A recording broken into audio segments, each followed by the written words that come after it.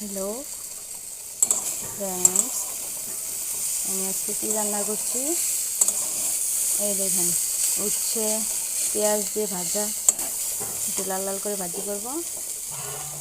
আর এই যে কাঁঠাল দিয়ে আলু দিয়ে সিমের বিচি দিয়েছি, সিমের বিচি দিয়ে শুটকি দিয়ে রান্না করেছি। খেতে খুব মজা লাগে। রসুন দিয়েছি, ওটা ছাড়া ভালো লাগছে না।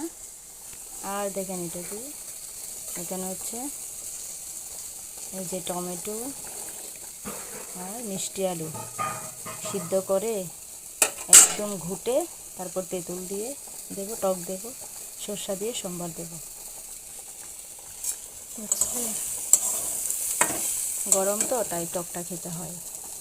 আমাদের ঘরে প্রায় টক হয়, কিছু না কিছু হয়। এটা খেতেও খুব মজা লাগে।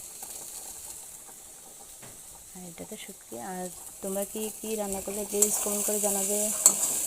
আর আমার এই রান্নাগুলি যদি ভালো লেগে থাকে তাহলে please please please like, comment, share. Okay, bye bye.